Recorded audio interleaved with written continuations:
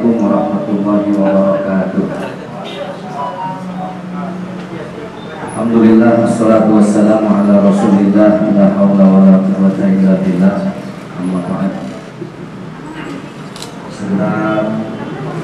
Saudara-saudaraku yang dimuliakan oleh Allah,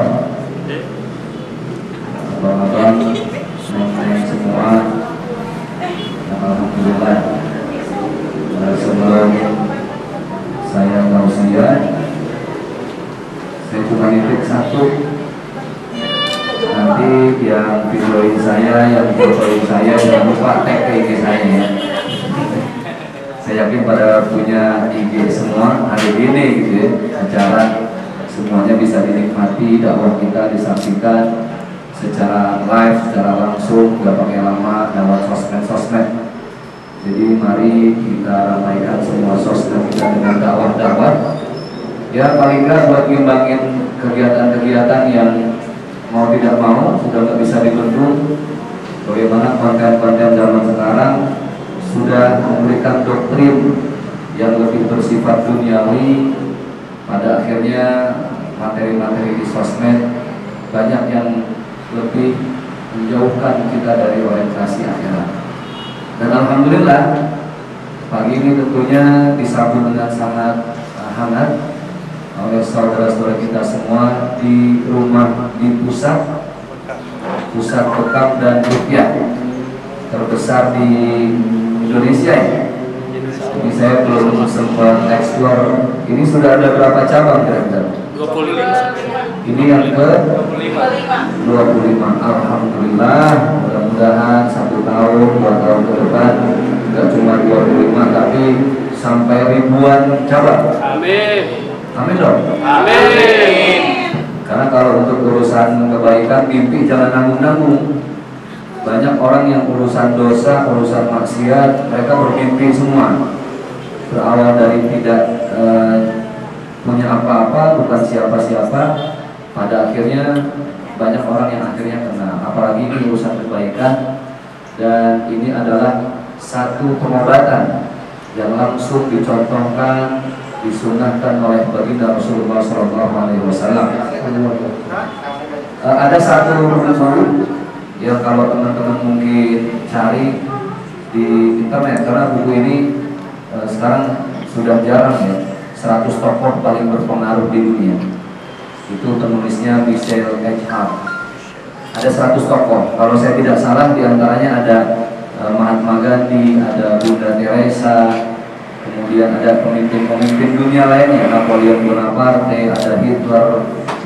Tapi yang perlu teman-teman tahu ternyata sosok yang ditempatkan pada ranking teratas, number 1, the best, bukan siapapun, tapi beliau adalah kekasih alam semesta, kekasih Allah Subhanahu wa Ta'ala, kekasih kita semua. Ranking paling atas yang terbaik adalah baginda Rasulullah SAW di antara 100 tokoh paling berpengaruh di dunia. Ternyata buku ini melalui riset dan analisa yang cukup panjang, bukan sembarang buku. Dan subhanallah, salah satu sebab yang membuat penulis ini menempatkan seorang Nabi Muhammad di ranking paling atas, ternyata beliau punya pola hidup yang paling sehat. Beliau punya pola istirahat yang paling baik. Bahkan Rasulullah punya pola pengobatan yang paling manusiawi. Dan diantaranya adalah yang sekarang kita lanjutkan sunnahnya, bekam dan ruqyah. Dan kalau semua masyarakat muslim dari Sabang sampai Merauke, bahkan saya dan kami semua yang ada di sini mengajak seluruh masyarakat untuk sama-sama kembali kita melestarikan, bukan hanya melestarikan, tapi harus menjadi kebiasaan harian kita. Jadi kalau badan nggak enak, sakit, solusi yang paling syar'i itu adalah dengan dibekam. Terus kalau ada sesuatu yang aneh, hati resah, bimbang, gundah gulana, galau gitu ya, mungkin andilat antara dilema dan galau, pokoknya hatinya resah terus, udah ruqyah itu cara terbaik. Mungkin saya doain mbak-mbak yang di sini, ini sudah menikah semua ya? belum. Wah ini ada pro kontra. Pokoknya yang masih jomblo nanti dapat jodoh, saya doain semoga dapat cumi rebus ya.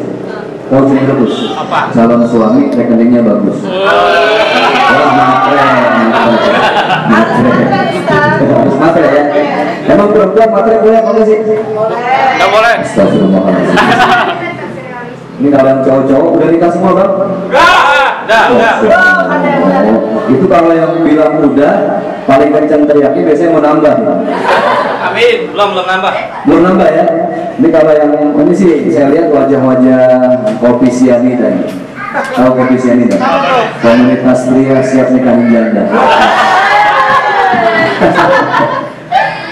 Ya intinya mari seluruh masyarakat, bahkan bukan cuma orang-orang muslim, yang non muslim juga tidak jadi masalah ketika ingin mengikuti sunnah pengobatan baginda Rasulullah SAW, dan saya yakin metode pengobatan yang disunnahkan oleh Rasul ini bisa menjadi media dakwah buat kita. Dan abang-abangku hadirin yang dimuliakan oleh Allah Subhanahu Wa Taala, salah satu tantangan zaman sekarang itu adalah kan ada 3 ya, ada fun, ada fashion, ada food. Fun, fashion, food, apa nih? Fun, fashion, food. Happy, healing itu fun. Healing besti, nah itu fun. Kemudian fashion itu ya gaya. Bagaimana anak-anak kita, bahkan kita emak-emak belum lama terdoktrin dengan Fashion Week SCBD yang pada akhirnya membidani Bonge dan JJ Sewewo. Nah itulah yang jadi tantangan zaman sekarang. Ya akhirnya 3 tantangan ini mau tidak mau harus kita hadapi. Sekarang bagaimana manusia banyak yang umur masih muda tapi sudah kena serangan jantung gitu, sudah kena hipertensi, jantung koroner, bahkan komplikasi. Kenapa? Karena kurang memperhatikan kesehatan. Kesehatan ini modal utama. Kita mau ibadah banyak gerakannya, sholat. Dari mulai takbiratul ihram, ruku, iktidal, sujud. Modal utamanya apa sih? Sehat. Nah, bayangin kalau kita nggak sehat, masya Allah. Dan ternyata sehat itu wajib dijaga. As-sihhatu tajun ala ru'usis sihh. Mahkotanya manusia, kan mahkota mahal ya. Kemarin yang baru meninggal Ratu Elizabeth, itu kan yang bikin mahal beliau seorang ratu itu mahkota. Mahkota itu tanda kuasa, tanda kekayaan.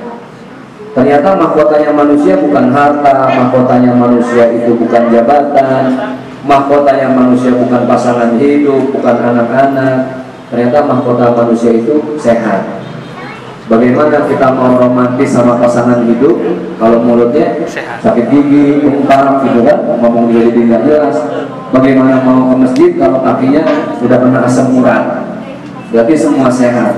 Maka salah satu cara untuk menjaga kesehatan tidak lain adalah dengan mengobati secara rutin.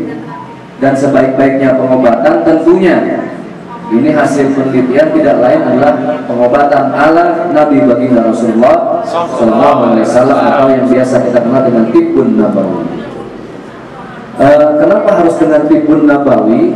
Karena memang dunia modern walaupun masih malu-malu mengakui, tapi kalau mereka mau jujur, ternyata subhanallah pengobatan Rasulullah itu adalah pengobatan yang paling dahsyat. Bisa jadi pengobatan yang menjadi solusi bagi semua penyakit kekinian. Karena kan lebih dari 98% isi tubuh kita darah, betul nggak? Makanya kalau orang sakit gigi yang keluar apa?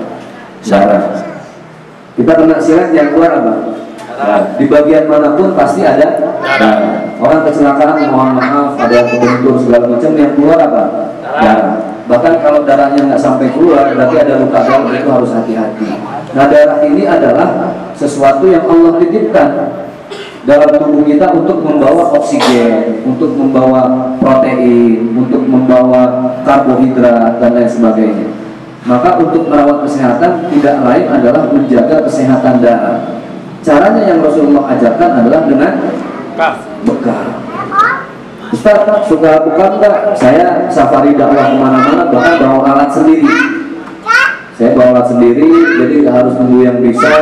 Siapapun nanti bisa saya ajarin. Kadang ada bekam kering gitu kan, atau bekam basah. Karena memang tidak ada cara yang terbaik buat kita yang ingin mendapatkan pahala sunnah baginda Rasulullah, salah satunya dengan berbekam dan ruqyah. Baik, mungkin itu saja yang saya sampaikan. Mana tahu ada sesi tanya jawab atau bebas saya ikut arahan panitia berikutnya. Silahkan saya ucapkan, ini pembukaan berarti ya, baru persediaan kan? Iya. Ya, Alfa Mabruk, selamat buat pusat bekam dan ruqyah terbesar se-Indonesia. Alhamdulillah. Mohon izin saya belum sempat kenalan tadi, nyampe langsung bikin instastory. Ya maklumlah ya.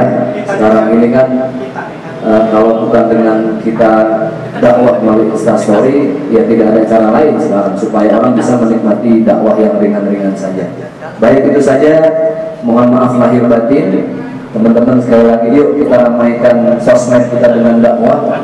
Jangan sampai dakwah ini kalah dengan konten-konten viral yang justru mengajak kita untuk lebih terjebak pada urusan-urusan dunia sampai lupa urusan akhirat. Terima kasih. Mohon maaf lahir batin dan mohon maaf agak telat tadi sedikit karena saya harus packing persiapan langsung berangkat ke Jambi. Doanya biar sehat, panjang umur, berkah. Insya Allah nanti saya bantu posting supaya banyak orang yang mau berobat nggak usah pusing, bingung. Ini kesini juga bisa sampai naik apa aja kan? Bisa. Angkot ada? Kereta? Ada. Pesawat? Oh. Terus terjun langsung ya? Oke baik, terima kasih. Mohon maaf lahir batin. Salam untuk keluarga semuanya. Billahi taufiq wal hidayah. Assalamualaikum warahmatullahi wabarakatuh.